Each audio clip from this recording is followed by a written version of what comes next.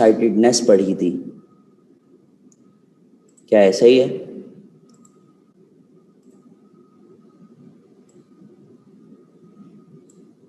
वालेकुम अस्सलाम। ठीक,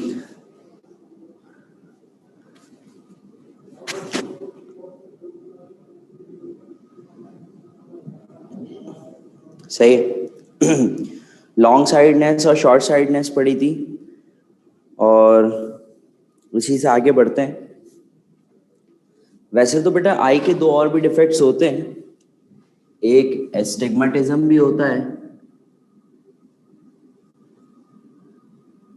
और एक प्रेसबायोपिया भी होता है। क्या चीज़ है ये दोनों में, फर्क क्या है? शॉर्ट वे में बताऊंगा, थ्योरी का टॉपिक है, लिखा हुआ भी आपके पास, जस्ट पढ़ लीजिएगा इसको, ऐसा जैसा कुछ है नहीं। एस्टिग्मेटिज्म के बारे में अगर मैं बताऊं तो एस्टिग्मेटिज्म है क्या? जब हमारी आई के मसल्स जो हैं वो स्ट्रेच हो जाते हैं। तो जब हमारी आई के मसल स्ट्रेच होते हैं तो हमारे कॉर्निया जो होता है वो परफेक्टली स्फेयर नहीं रहता। तो हमारा जो कॉर्निया होता है, जो सरफेस ऑफ द आई होती है, जिसको आप कॉर्निया बोलते हैं, सही है? कॉर्निया जो होता है नॉट परफेक्टली स्फेरिकल, स्फेरिकल नहीं रहता। हमारे मसल्स जो हैं वो स्ट्रेच हो जाते हैं, जिसकी वजह से हमारे कॉर्निया का शेप जो है परफेक्टली स्फेयर नहीं रहता, और जिसकी वजह से हमारे आई का जो लेंस है ना, जिसकी वजह से हमारी आई का जो लेंस है वो भी, उसकी पोजीशन भी क्या हो जाती है, चेंज हो जाती है। उसकी पोजीशन भी क्या हो जाती है, चेंज हो जाती है। क्या मेरी आवाज नहीं आ रही है आप लोगों को?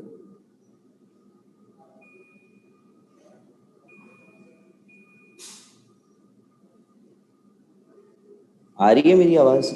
आ रही है, आवाज थोड़ी स्लो आ रही होगी लेकिन आ तो रही होगी, ऐसा तो नहीं है कि नहीं आ रही हो।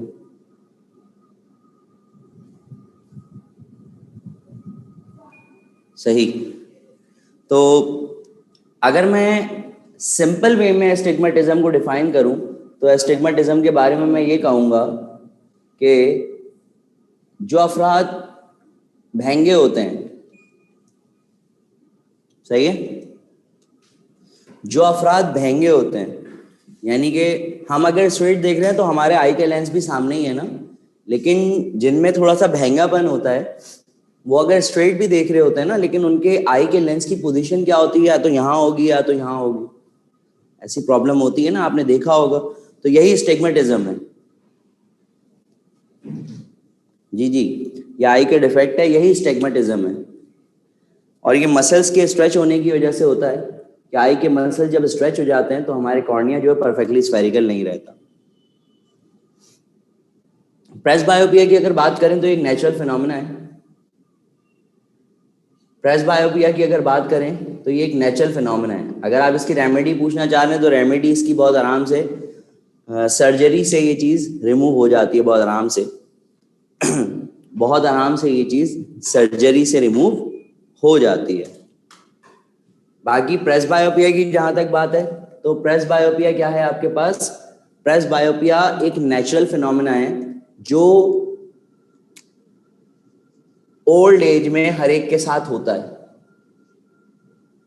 जैसे जैसे इंसान की उम्र बढ़ती जाती है, ओल्ड एज में हमारी आई की पावर क्या होती जाती है, नेचुरली कम होती जाती है, ऐसा ही है ना?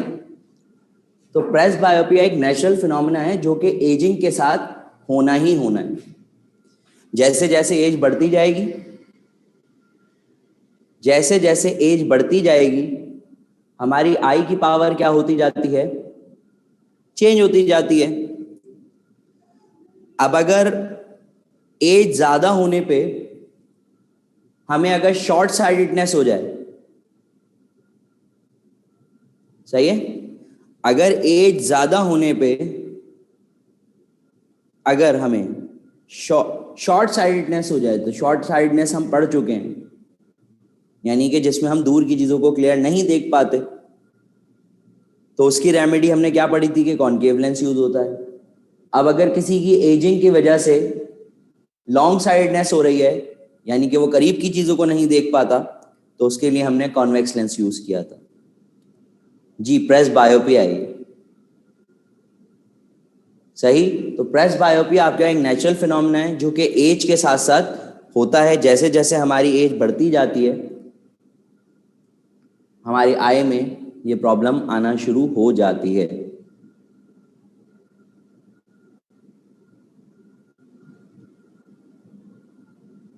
ठीक।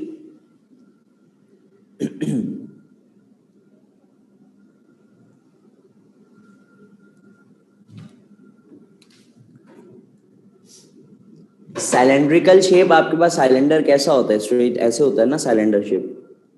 तो थोड़े से जब मसल्स आपके पास स्ट्रेच होते हैं ना तो वो शेप थोड़ा सा आई कॉर्निया का हमारा चेंज हो जाता है। लाजमी सी बात है, अगर एक चीज पीछे से खिंचाव करेगी तो खिंचाव होने की वजह से जो उसका शेप होगा वो थोड़ा सा क्या होगा, चेंज हो जाएगा। उसी शेप के चेंज होने की वजह से हमारी आई के लेंस की पोजीशन भी चेंज हो जाती है।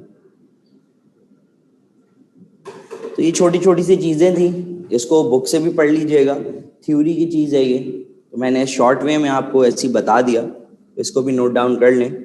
ओल्ड एज के लिहाज से ये आपके पास नेचुरल फिनोमेना है। अब अगर ओल्ड एज में मैंने आपको बताया कि शॉर्ट साइडनेस अगर हो रही है तो उसकी रेमेडी हमने कॉनकेव लेंस यूज करी, और अगर लॉन्ग साइडनेस हो रही है तो उसकी रेमेडी हमने क्या पढ़ी, कॉन्वेक्स लेंस पढ़ी।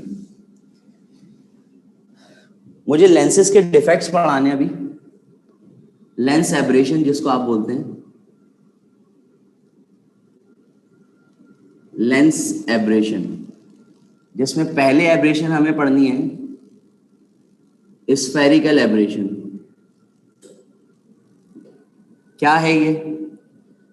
जिस तरह नोट करना हो पॉइंट वाइज नोट कर लीजिएगा, जिस तरह नोट करना हो आपको पॉइंट वाइज नोट कर लीजिएगा। स्फेरिकल एब्रेशन,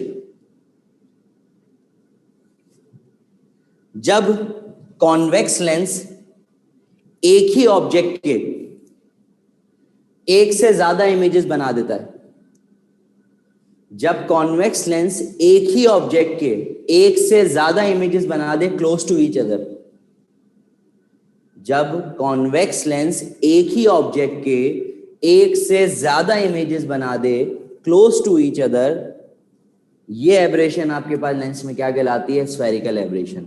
होता क्या है,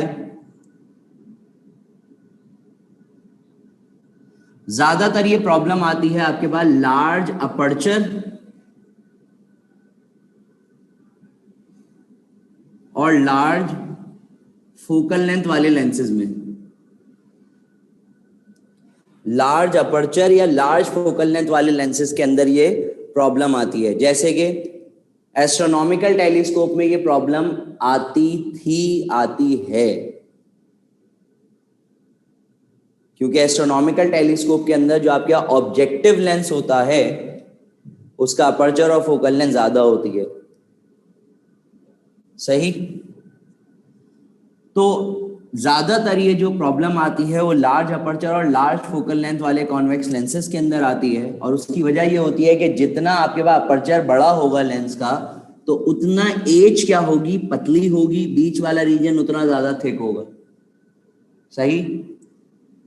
ये रीजन पतला हो जाएगा बहुत, ये रीजन काफी थिक हो जाएगा। तो जिसकी वजह से होता क्या है कि वो लाइट रेज जो कि एजेस से आके टकरा रही होती हैं लेंस के, उसको कॉन्वेक्स लेंस करीब कन्वर्ज करवा देता है एक पॉइंट पर, और वो लाइट रेज जो कि सेंट्रल पोर्शन से गुजर रही होती हैं उनको कॉन्वेक्स लेंस अलग पॉइंट पर आगे कन्वर्ज करा देता है।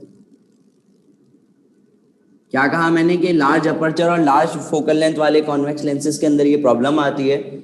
डेफिनेशन में मैंने सिंपल वे में ये बताया कि जब कॉन्वेक्स लेंस आपको जो है वो एक ही ऑब्जेक्ट के मल्टीपल इमेजेस बना दे क्लोज टू ईच अदर, तो जिसकी वजह से होगा क्या, जिसकी वजह से होगा ये कि पिक्चर जो है वो ब्लर हो जाएगी। जब एक ही ऑब्जेक्ट के एक से ज्यादा इमेजेस बन जाते हैं क्लोज टू ईच अदर तो पिक्चर हो जाती है ब्लर। सही। तो ये है स्फेरिकल एब्रेशन। वजह क्या होती है, जब large aperture large focal length वाले कॉन्वेक्स लेंसेज की हम बात करते हैं तो जब अपर्चर लार्ज होता है तो उसकी एजेस जो होती हैं वो काफी थिन हो जाती हैं, लेकिन सेंट्रल पोर्शन काफी थिक हो जाता है। तो होता ये है कि लाइट रे जो है वो लाइट रेज जो कि एजेस से आके टकरा रही होती हैं एजेस से टकराने के बाद कॉन्वेक्स लेंस उनको करीब कन्वर्ज करवा रहा होता है, और वो लाइट रे जो कि सेंट्रल पोर्शन से आके टकरा रही होती हैं उनको कॉन्वेक्स लेंस आगे कन्वर्ज करवा रहा होता है। तो बन गए ना एक से ज्यादा इमेजेस एक ही चीज के। तो जब एक से ज्यादा इमेजेस बनते हैं तो पिक्चर हो जाती है ब्लर। आप ये भी कह सकते हैं, सुनिएगा गौर से और इस पॉइंट को भी नोट कर लीजिएगा, मैंने क्या कहा कि जब कॉन्वेक्स लेंस एक ही ऑब्जेक्ट के मल्टीपल इमेजेस बना दे क्लोज टू ईच अदर जिसकी वजह से पिक्चर ब्लर हो जाए, ये भी डेफिनेशन हो सकती है। या आप ये भी कह सकते हैं कि जब कॉन्वेक्स लेंस का प्रिंसिपल फोकस एक से ज्यादा हो जाए, जब कॉन्वेक्स लेंस का प्रिंसिपल फोकस जो है वो मल्टीपल प्रिंसिपल फोकस हो जाए, ये भी प्रिंसिपल फोकस है, ये भी प्रिंसिपल फोकस है, पैरेलल बीम ऑफ लाइट यहां पे भी कन्वर्ज हो रही है, यहां पे भी कन्वर्ज हो रही है। तो जब कॉन्वेक्स लेंस का प्रिंसिपल फोकस एक ना रहे, एक से ज्यादा प्रिंसिपल फोकस हो जाए, एक से ज्यादा प्रिंसिपल फोकस हो जाए, सही है, तो इस कंडीशन में ये प्रॉब्लम आती है। ठीक सर, फिर तो कंपाउंड माइक्रोस्कोप में भी होना चाहिए। नहीं बेटा, कंपाउंड में इतना बड़ा लेंस यूज नहीं होता आईपीस में जितना बड़ा ऑब्जेक्टिव यूज हो रहा होता है एस्ट्रोनॉमिकल टेलीस्कोप के अंदर। क्या आपने कंपाउंड माइक्रोस्कोप को नहीं देखा? इतना सा तो होता है कंपाउंड माइक्रोस्कोप। और एस्ट्रोनॉमिकल टेलीस्कोप के आपने बॉडी ट्यूब को देखा है कितनी लंबी होती है? उसका आगे वाला लेंस काफी बड़ा होता है, सही। तो लिहाजा अब लिख लीजिएगा इसको आप लोग जिस तरीके से लिखना चाहे, मैंने दोनों पॉइंट बता दिए। जब कॉन्वेक्स लेंस मल्टीपल इमेजेस बना दे एक ही ऑब्जेक्ट के जिसकी वजह से पिक्चर ब्लर हो जाए, या आप ये भी कह सकते हैं कि जब कॉन्वेक्स लेंस का प्रिंसिपल फोकस क्या हो, एक से ज्यादा हो जाए, यानी कि जब वो एजेस क्लोज टू एजेस वाली लाइट रेस को करीब कन्वर्ज करवाए और सेंट्रल पोर्शन वाली लाइट रेस को दूर कन्वर्ज करवाए, तो जिसकी वजह से मल्टीपल इमेजेस बन जाते हैं और पिक्चर हो जाती है ब्लर।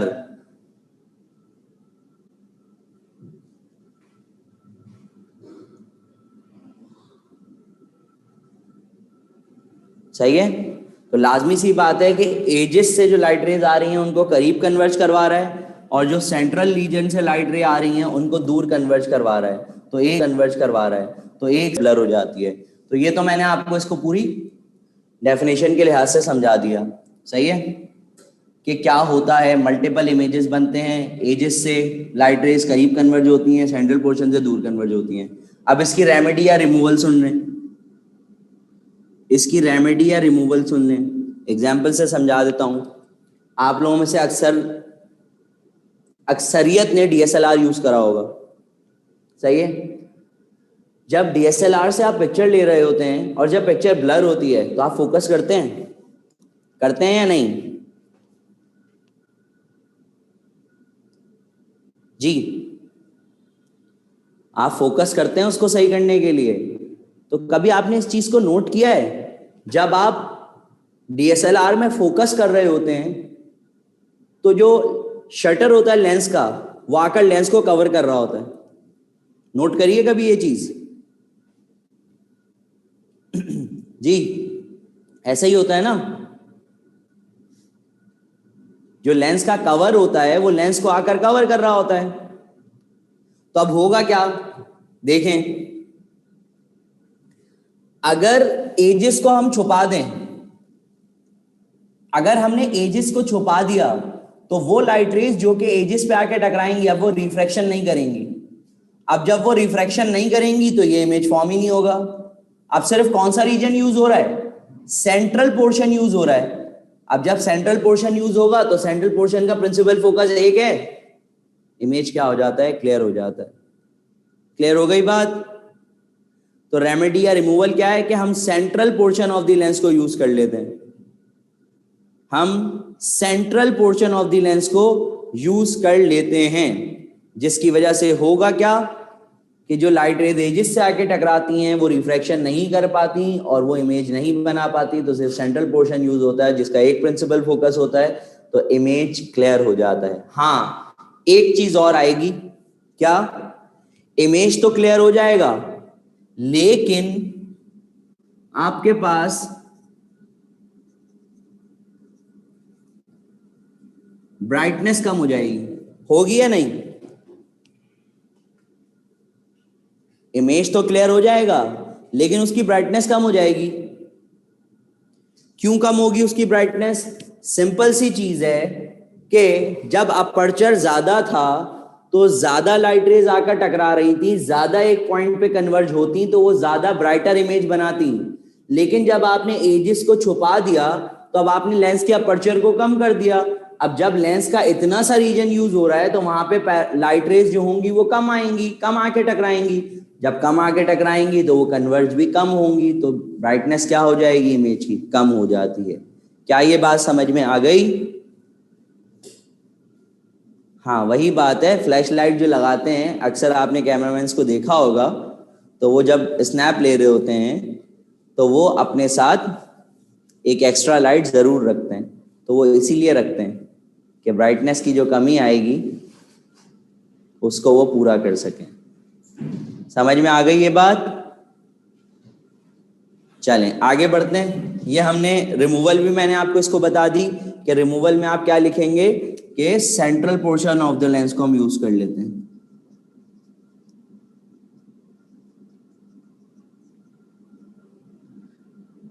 आगे बढ़ें। Chromatic abrasion.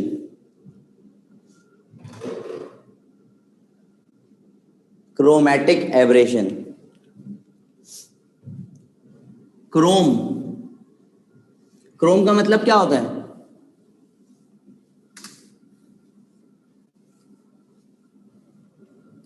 जी बच्चों,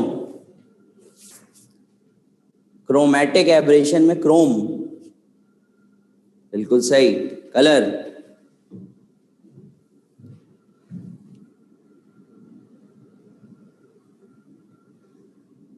तो क्रोमैटिक एब्रेशन क्या है? जब कॉन्वेक्स लेंस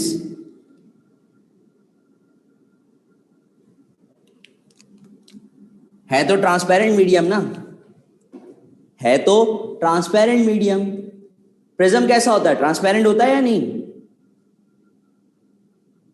प्रिज्म भी ट्रांसपेरेंट होता है या नहीं? होता है ना। तो लेंस भी ट्रांसपेरेंट होता है। तो काफी चांसेस होते हैं कि लेंस भी एज अ प्रिज्म बिहेव करना शुरू हो जाए। जब lens as a prism behave करना शुरू हो जाता है तो होगा क्या? जब व्हाइट लाइट उसके ऊपर आकर फॉल होती है, जब व्हाइट लाइट यानी कि सनलाइट समझ लें, जब उसके ऊपर आकर फॉल होगी तो वो करेगा क्या? जब वो प्रिज्म की तरह बिहेव करेगा तो वो व्हाइट लाइट को स्प्लिट आउट कर देता है उसके 7 डिफरेंट कलर्स के अंदर। तो होता क्या है? डिफरेंट कलर के इमेजेस डिफरेंट पोजीशन पे बन जाते हैं। वॉयलेट कलर की फोकल लेंथ सबसे कम होती है, तो सबसे पहला कलर का जो इमेज बनता है वो वॉयलेट बनता है। रेड लाइट की फोकल लेंथ सबसे ज्यादा होती है, इसलिए सबसे दूर जो इमेज बनता है वो रेड कलर का बनता है। बाकी पूरी सीक्वेंस आपको पता है, VIB GYOR। तो जब lens as a prism behave करना शुरू हो जाए तो वो व्हाइट लाइट को क्या करेगा? स्प्लिट कर देगा 7 डिफरेंट कलर्स के अंदर। तो violet, indigo, blue, green, yellow, orange, red, तो डिफरेंट कलर के इमेजेस डिफरेंट पोजीशंस पे फॉर्म हो जाएंगे, क्योंकि हर कलर की अपनी फोकल लेंथ होती है। तो पर्पल कलर यहां कन्वर्ज होगा, इंडिगो उससे आगे, ब्लू उससे आगे, ग्रीन उससे आगे, येलो उससे आगे, ऑरेंज उससे आगे और रेड उससे आगे। तो जब डिफरेंट कलर के इमेजेस डिफरेंट पोजीशंस पे बनते हैं तो पिक्चर का जो कलर है वो आपको समझ में नहीं आता, डिफ्यूज हो जाता है।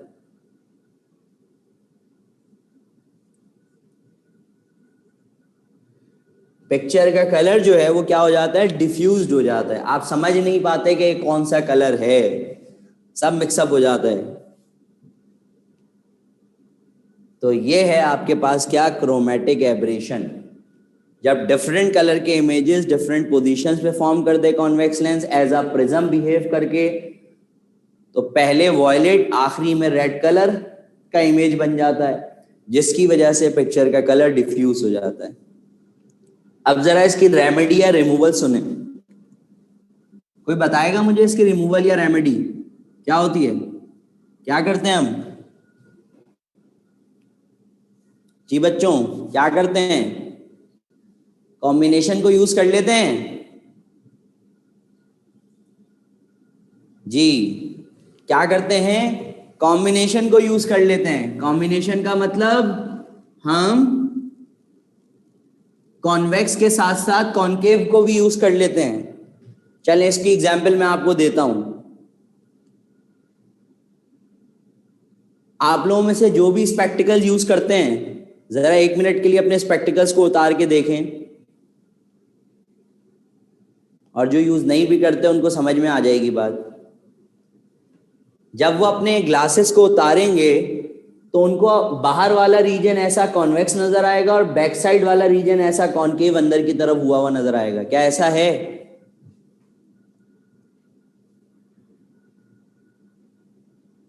ऐसा ही है ना? बाहर वाला रीजन जो है वो उभरा हुआ होगा थोड़ा, और बैक साइड वाला रीजन थोड़ा सा इनवर्ड डायरेक्शन में होगा। क्यों बनाते हैं ऐसे?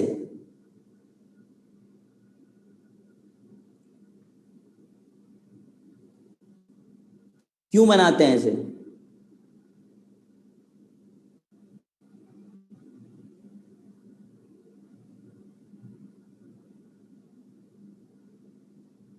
जी, ताकि आपको दुनिया की रंगीनी जो है वो रंगीनी नजर आए।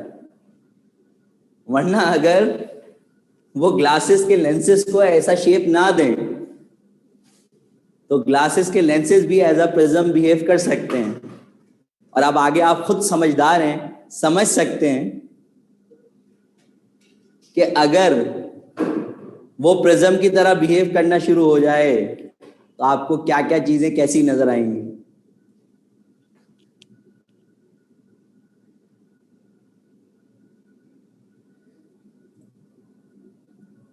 सही? तो आपको जो है वो कलर डिफ्यूज होती हुई हर चीज नजर आएगी।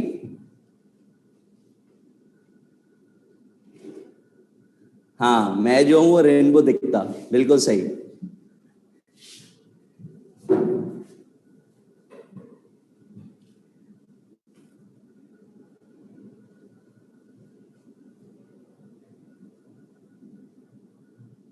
सही है।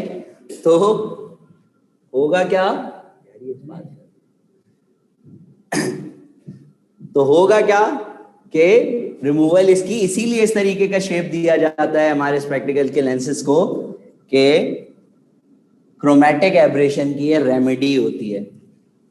और इसी कॉम्बिनेशन को, कॉनकेव और कॉनकेव कॉन्वेक्स की कॉम्बिनेशन को एक खास नाम दिया जाता है। इस शेप को, जब कॉनकेव और कॉन्वेक्स की कॉम्बिनेशन है, इस कॉम्बिनेशन का एक खास नाम क्या होता है? Achromatic combination. इसको नोट कर लीजिएगा कि रेमेडी क्या है कि हम कॉम्बिनेशन को यूज कर लेते हैं कॉन्वेक्स और कॉनकेव की।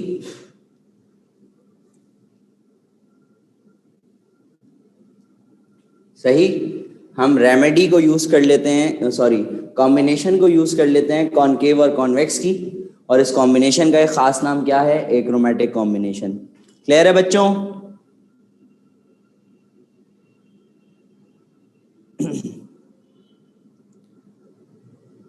बेटा इसका कॉज क्या, मतलब ट्रांसपेरेंट रीजन है, तो ट्रांसपेरेंट रीजन से जब भी लाइट पास होती है तो उसमें मैक्सिमम चांस यही होता है कि व्हाइट लाइट स्प्लिट हो जाती है 7 डिफरेंट कलर्स के अंदर, ट्रांसपेरेंट रीजन से जब भी लाइट पास होती है। क्या यहां तक बात क्लियर? नोट कर लिया ये सब? अब मुझे बताइए, आप लोगों में से कितनों ने वर्कशीट खोल के देखी है और सॉल्व करी है? आपने ग्लासेस की क्या एग्जांपल दी? नहीं नहीं बेटा, टाइप्स की जरूरत नहीं है, वो तो सिंपल चीजें होती हैं कि कौन कौन सी होती हैं, प्लानो क्या होता है और ये सब।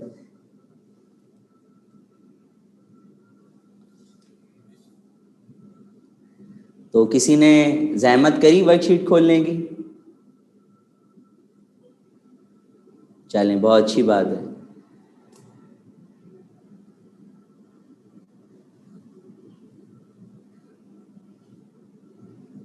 सारे नहीं हुए। चलें फिर हम वन बाय वन जरा अभी सॉल्व करते हैं, जितने सवाल आज सॉल्व हो जाते हैं थोड़े जल्दी जल्दी। वर्कशीट जरा निकाल लें आप लोग।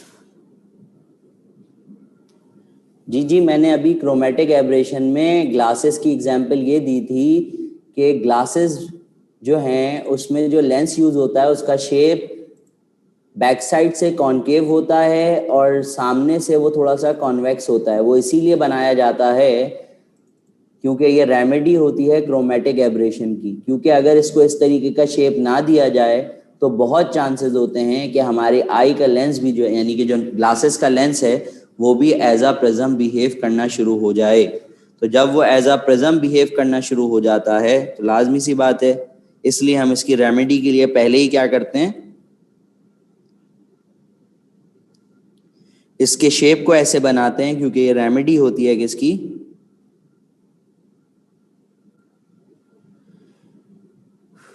क्रोमेटिक एब्रेशन की। और इस रेमेडी का, इस कॉम्बिनेशन का खास नाम होता है और वो नाम मैंने आपको क्या बताया, एक्रोमेटिक कॉम्बिनेशन। आप स्क्रीन शेयर कर दें प्लीज, पीडीएफ ओपन नहीं हो रहा। अच्छा जी, फिर 1 मिनट वेट करिए, मैं जरा लैपटॉप पे देखता हूँ कि कहाँ है, फिर मैं शेयर कर देता हूँ। 1 मिनट।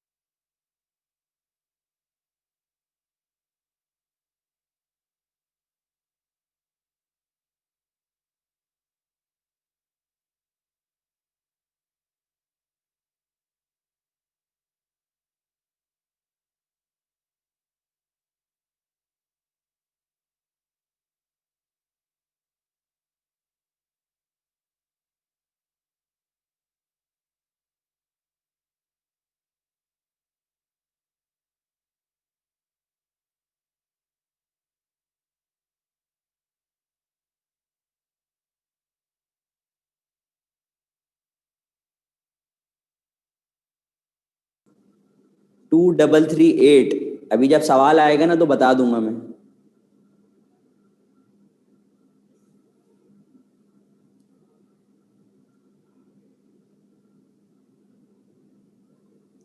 अच्छा जी, कुछ कह रहे हैं 9 आंसर, कुछ कह रहे हैं डी आंसर यानी कि 12। चलें पहले तो सवाल पढ़ लें क्या क्या डाटा गिवन है। फोकल लेंथ गिवन है, ऑब्जेक्टिव और आईपीस की 2 और 5, और ऑब्जेक्ट डिस्टेंस गिवन है 3। ये 3 चीजें गिवन है, सही है।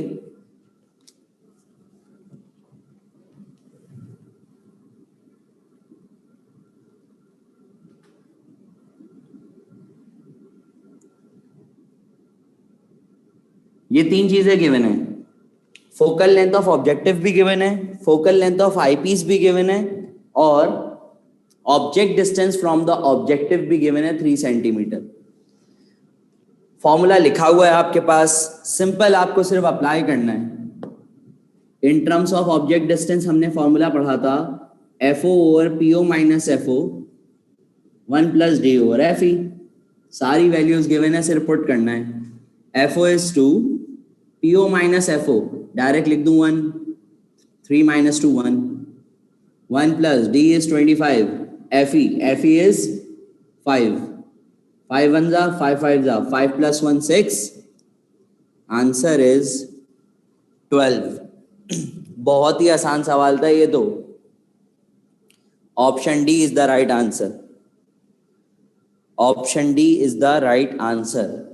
क्वेश्चन नंबर 2, वो भी कंपाउंड माइक्रोस्कोप का सवाल।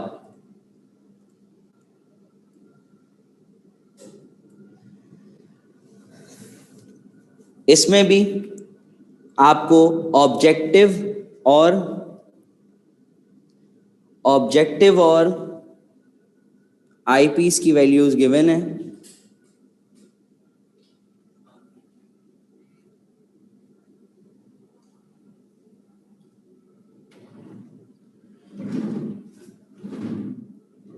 ऑब्जेक्टिव और आई पीस की वैल्यूज गिवन है। और जरा मुझे बताइए और क्या गिवन है। ये जो वैल्यू गिवन है 15 centimetre very close to the eyepiece, ये किस चीज की वैल्यू है?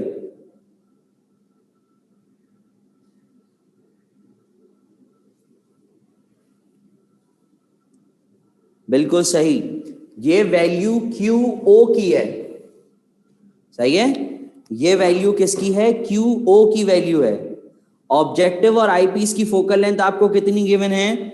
ऑब्जेक्टिव और आईपीस की वैल्यू आपको गिवन है 5 और 10 सेंटीमीटर। 5 और 10 सेंटीमीटर। एफओ की वैल्यू 5 गिवन है और एफ ई की वैल्यू 10 सेंटीमीटर गिवन है। और image is formed close to eyepiece. Image eyepiece के करीब फॉर्म हो रहा है, आईपीस फॉर्म नहीं कर रहा। जो इमेज आईपीस फॉर्म करता है वो क्यूई होता है, और जो इमेज आईपीस के क्लोज फॉर्म होता है वो ऑब्जेक्टिव करता है। तो लिहाजा ये जो 15 सेंटीमीटर की वैल्यू गिवन है वो वैल्यू आपके पास क्यू ओ की है, यानी कि image distance from the objective, जो इमेज ऑब्जेक्टिव ने बनाया क्लोज टू आईपीस बनाया। बस फॉर्मूला पुट कर दें, आपके पास है इसका भी formula, Q O minus F O over F O 1 plus D over F E. Answer आपके पास 7 आ जाएगा। Q O minus F O 15 minus 5 direct लिख रहा हूं 10 divide by F O is 5 1 plus 25 over F A is 10 5 2, तो ये तो आ गया 2 5 2 जा 10 5 7 जा 25। जब पहला नंबर 1 हो, पहली दूसरी क्लास में एलसीएम पढ़ा था ये हमने एमकेट की, नीचे वाले को ऊपर वाले से प्लस, नीचे वाली वैल्यू एज इट इज। अब तो रट गया होगा ये, 2 से 2 कैंसिल, आंसर आ गया 7।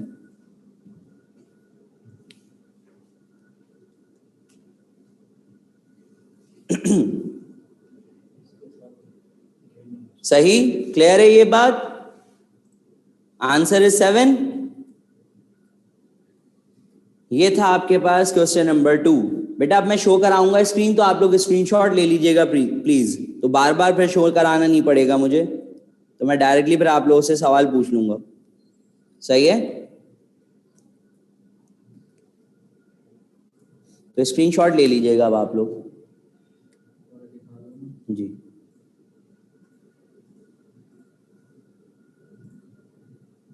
शॉर्ट कर दें इसको।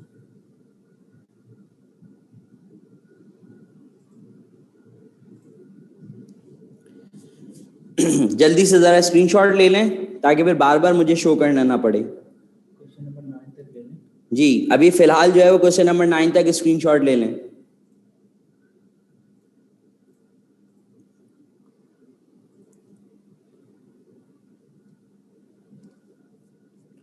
डन,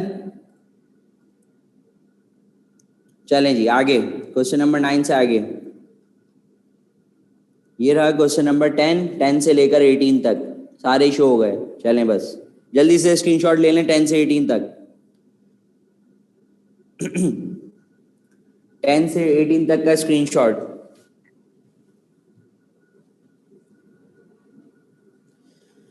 चलें जी, आ जाएं अब सवाल बोर्ड की तरफ। चलें क्वेश्चन नंबर 3 करते हैं। The magnification of magnifying glass is 6, it's power will be. ये तो डायरेक्ट बगैर सॉल्व करे बताना चाहिए आपको।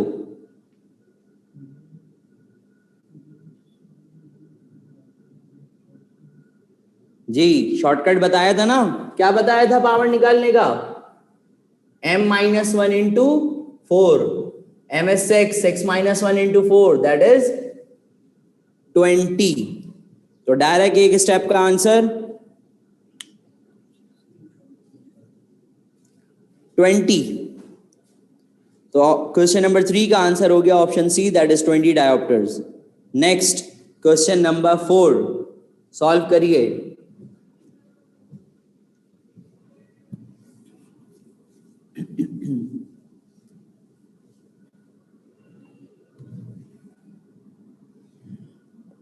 Focal length of the first lens f1 हो गई, दैट इज 80 सेंटीमीटर।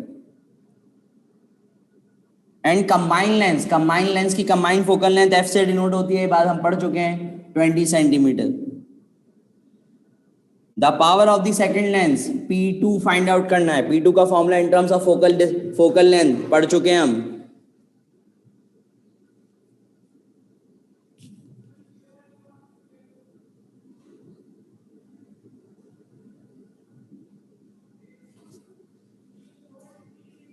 सही, काफियों के आंसर सही आ रहे हैं, वेरी गुड। सारा खेल फॉर्मूलों का है इस चैप्टर में, अगर फॉर्मूले याद हैं तो आंसर फौरन आएगा।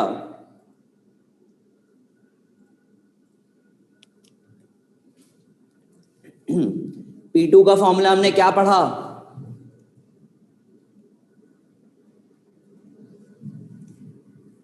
F1 minus F over F1 F into 100, अगर याद हो सेंटीमीटर में लिखा हुआ होगा देख लीजिएगा। F1 माइनस एफ 60, नीचे वैल्यूज को पुट कर रहे हैं, इंटू 100, जीरो से जीरोस कैंसिल, 2 से 60 कैंसिल 30 टाइम्स, 2 4 जा 15, वैल्यू इज 15 ओवर 4, 4 3 जा 12 छोटी वैल्यू, 4 4 जा 16 बड़ी वैल्यू, आंसर 3 से बड़ा 4 से छोटा, 3.75।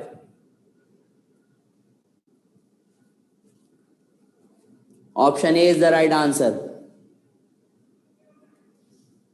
नेक्स्ट क्वेश्चन नंबर 5 सेम फॉर्मूले से होगा। क्वेश्चन नंबर 5 सेम फॉर्मूले से होगा।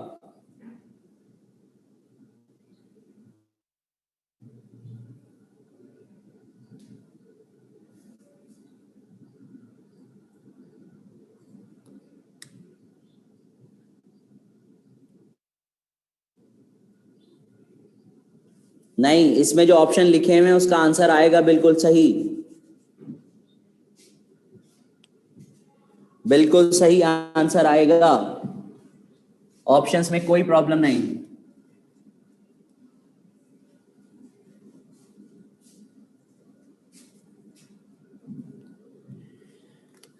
क्या क्या वैल्यूज गिवन है पहले डाटा बना लेते हैं। क्वेश्चन नंबर 5 में कह रहे हैं combination of to lenses in contact behave with the converging length of focal length 40 centimetre. दो लेंसेज को कंबाइन कर रहे हैं तो वो किस तरह बिहेव कर रहा है, कन्वर्जिंग, यानी कि वो as a combination combine lens convex behave कर रहा है। तो कंबाइन लेंस की फोकल लेंथ एफ से डिनोट होती है, जिसकी वैल्यू गिवन है 40 centimetre. If one of the lens is converging, जिसमें से पहला लेंस जो है अगर वो कन्वर्जिंग है तो F1 हो गया वो जिसकी फोकल लेंथ है 20 सेंटीमीटर। तो आपसे कह रहे हैं power of the second lens बताइए क्या होगी।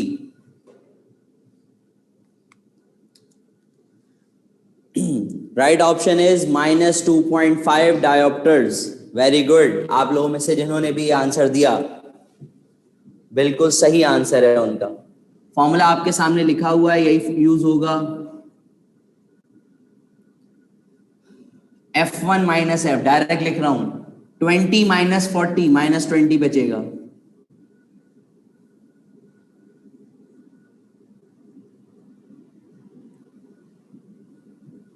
जीरो से जीरोस कैंसिल, 2 से 20 कैंसिल, 2 2 जा 2 5 जा, माइनस का 5 ओवर 2, 5 का हाफ 2.5। कोई प्रॉब्लम? आसान सवाल है ना, कैलकुलेशन मुश्किल है ना कुछ, हाँ फॉर्मूलों का खेल है खाली।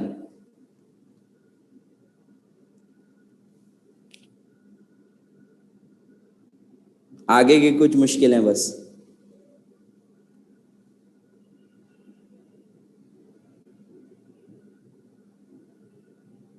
Question 6, question number 6,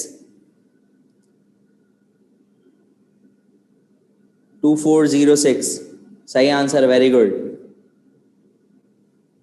2413, very good. 2310, very good. 2413, very good, सही आंसर है बेटा। 2457, बिल्कुल सही, वेरी गुड।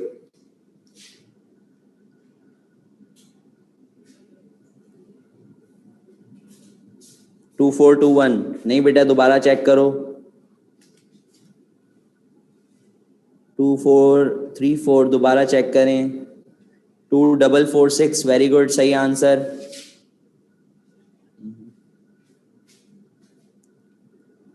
चलें सवाल देखते हैं क्या क्या गिवन है। फोकल लेंथ गिवन है कॉन्वेक्स लेंस की 10 centimetre. Where should an object be placed, object की पोजीशन बतानी है यानी कि P. Real image magnified twice, object distance निकालना है, मैग्निफिकेशन 2 गिवन है, फोकल लेंथ 10 गिवन है। सवाल उसी वक्त सॉल्व हो जाता है जब आपने उसको सही से समझ लिया। डेटा कोई मुश्किल नहीं, फोकल लेंथ गिवन है 10 centimetre, object distance where should an object be place, तो ऑब्जेक्ट डिस्टेंस फाइंड आउट करना है। टू गेट मैग्निफाइड ट्वाइस, तो मैग्निफिकेशन की वैल्यू कितनी गिवन है, ट्वाइस का मतलब 2। बस मैग्निफिकेशन गिवन है, मैग्निफिकेशन का फॉर्मूला लगा दें। क्या हमने in terms of object distance formula नहीं पढ़ा, F over P minus F, बस पुट कर दें, आंसर आ गया। M is 2, F is 10, 2 से 10 कैंसिल 5, ये हो गया 15 आंसर।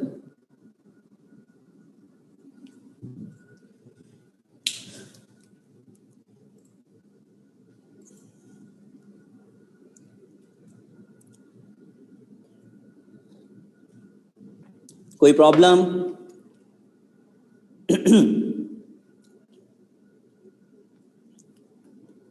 सेवन, बहुत ही आसान सवाल। इसको तो सॉल्व भी नहीं करा होगा आप लोगों ने, है ना। 2413, वेरी गुड।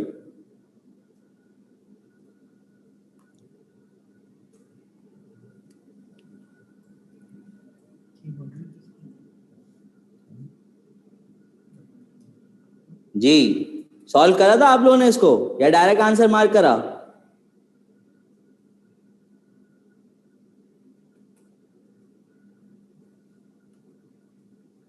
सॉल्व करा था, सॉल्व करके क्या आंसर आया, 1 आ गया।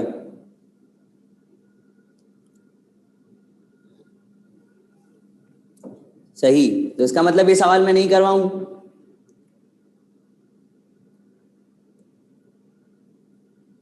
या करवाऊं?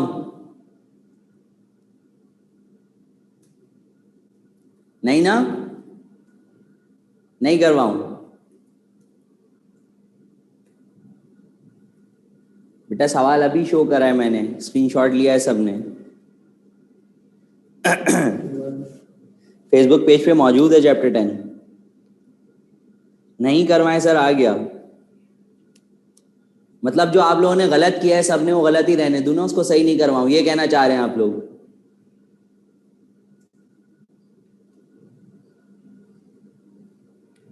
मतलब आप लोगों ने सबने गलत किया है तो उसको गलत ही छोड़ दूं, सही नहीं करवाऊं। जब गलत कह रहा हूं तो इसका मतलब है ना 1 आंसर नहीं है। सब 1 पे लगे हुए, 1 1 1 1 1, सवाल पढ़ा नहीं, 1 आंसर।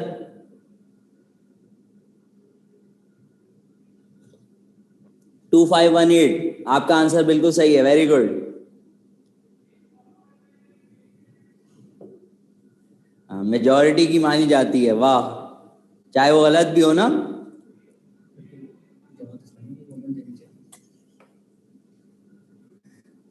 तो मेजॉरिटी की मानी जाती है तो बस फिर सही है।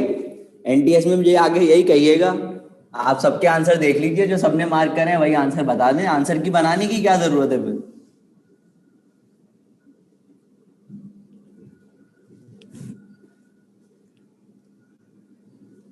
आंसर 1 नहीं है, आप लोगों ने सवाल ही गौर से नहीं पढ़ा। आप लोगों ने बस क्या जहन में रखा कि हमें तो सर ने बताया था कि जब ऑब्जेक्ट जो है वो 2F पोजीशन पे प्लेस हो तो इमेज भी कहां बनता है।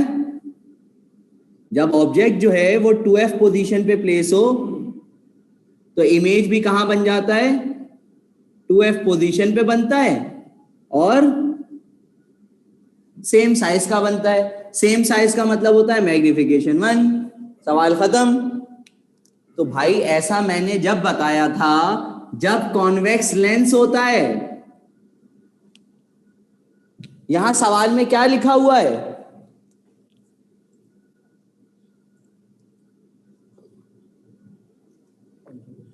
कॉन्वेक्स मिरर, कॉन्वेक्स लेंस नहीं है। क्या लिखा हुआ है? Convex mirror. तो क्या आपको यह बात नहीं पता? Convex lens similar to concave mirror and concave lens similar to convex mirror. Mirror में उल्टा होता है। इस पॉइंट को नोट कर लें।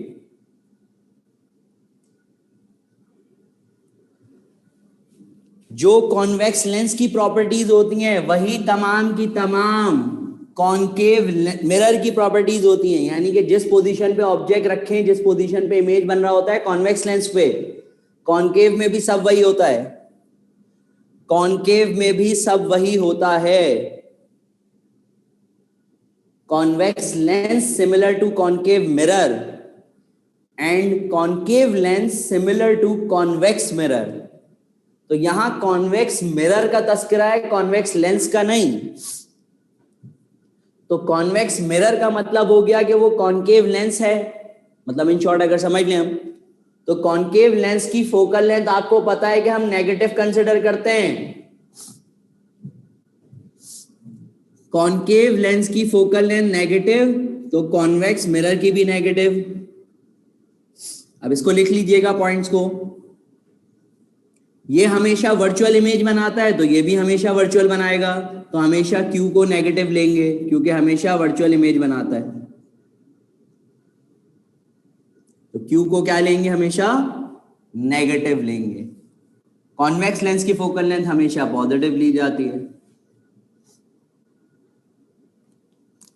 और इसमें Q को पॉजिटिव लेते हैं, सिर्फ एक कंडीशन में नेगेटिव लेते हैं, जब ये वर्चुअल इमेज बना रहा होता है। तो क्लियर हो गया ये पॉइंट? अब सॉल्व करा, क्या आंसर आया है? समझ नहीं आया ये सर? बेटा सिर्फ इतनी सी बात याद रखिए कि अगर कॉनकेव मिरर लिखा हुआ होगा तो आप उसको ट्रीट क्या करेंगे? कॉन्वेक्स लेंस ही की तरह करेंगे। तो बस भूल जाएं इस चीज को। जो चीजें आपने कॉन्वेक्स लेंस के लिए पढ़ी हैं वही सारी कॉनकेव मिरर के लिए होती हैं। इसकी फोकल लेंथ पॉजिटिव होती है तो इसकी भी पॉजिटिव। ये एक कंडीशन में वर्चुअल इमेज बनाता है, ये भी एक कंडीशन में वर्चुअल इमेज बनाता है। और वो कौन सी कंडीशन होती है? वही जब object with in the focal length होता है। इसी तरह जब कॉनकेव लेंस लिखा हुआ हो या कॉन्वेक्स मिरर लिखा हुआ, बात एक ही है। तो राइट आंसर इज 1/3। 1/3 इसी में करवा रहा हूं, देखिए। आपको ऑब्जेक्ट डिस्टेंस क्या गिवन है? 2f। Focal length f given है लेकिन -f लेंगे। क्यों लेंगे? मैंने अभी बता दिया आपको बात कि कॉन्वेक्स मिरर है तो उसको क्या कंसिडर करेंगे? Concave lens.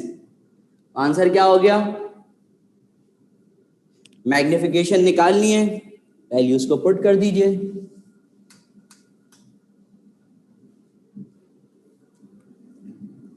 -f 2f f minus minus minus plus f हो जाएगा। तो -f/3f, f से f cancel, answer is -1/3। Clear है? तो आंसर क्या हो गया? 1/3। क्लियर है बच्चों? ये था क्वेश्चन नंबर 7। आज का लास्ट क्वेश्चन, क्वेश्चन नंबर 8। बाकी सवाल आप लोग नेक्स्ट क्लास में करके रखेंगे ताकि हम कंप्लीट कर लें इसको।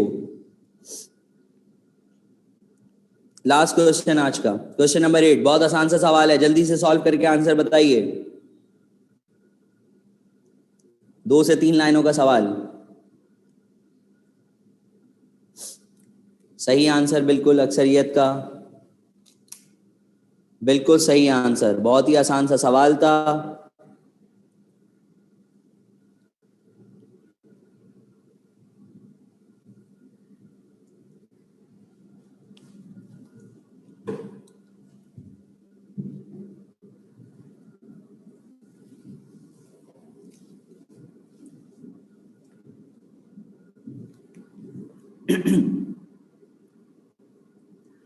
दो पावर गिवन है 12 -2, कंबाइंड पावर निकालें पहले, क्योंकि हमने ये फॉर्मूला पढ़ा था। कंबाइंड पावर आ गई 10 डायोप्टर्स, कंबाइंड पावर से कंबाइंड फोकल लेंथ निकाल लें। सेंटीमीटर में आंसर चाहिए तो पावर का फॉर्मूला होता है 100/F सेंटीमीटर। F निकालना है तो फॉर्मूला क्या बन गया 100/P, P की वैल्यू 10 है, आंसर आ गया 10 सेंटीमीटर।